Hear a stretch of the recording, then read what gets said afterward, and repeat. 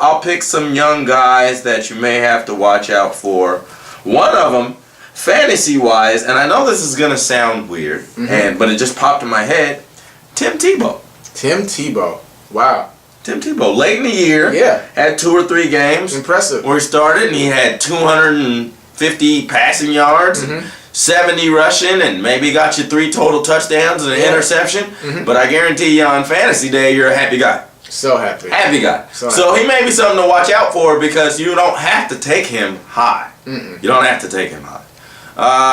Another guy, let's see if there's another young guy that I can think of that I want to use. I don't know that I have any.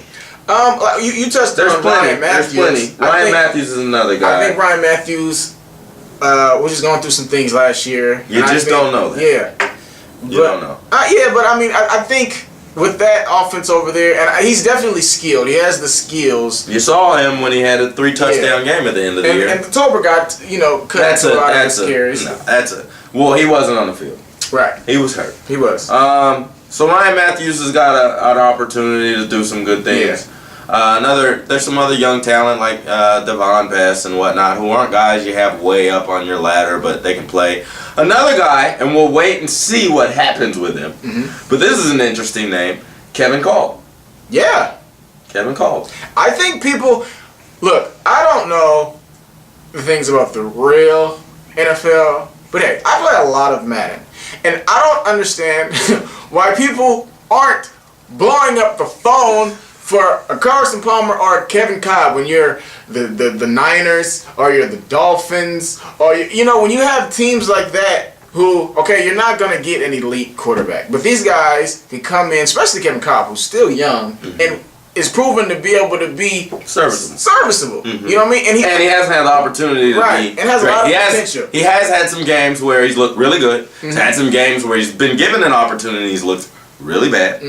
But well, maybe not really bad, but definitely not as good as Michael Vick, who was the second biggest surprise of last year. I mean, even if you want to say he's the first because of his name, it's unquestionably Brandon Lloyd.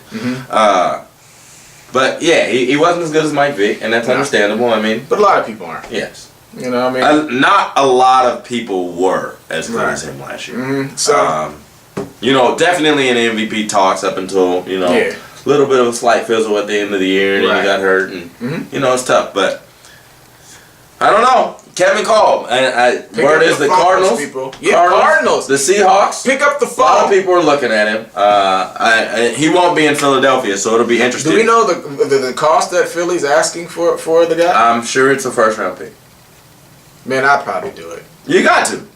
Let's get it popping. I mean, he's been coached by Andy Reid, and you've seen what he can do to his quarterbacks. I'm sure he didn't leave Kevin Kolb out to dry because he thought he was going to be a starter this year. So he's not coming in with no head and whatnot, and he's not a complete backup who never got a shot, and I'm getting angry as I say this, and no opportunity, and never even got the look as the guy that they wanted to see, like Charlie Whitehurst, who the Seahawks traded a pick for. A high one.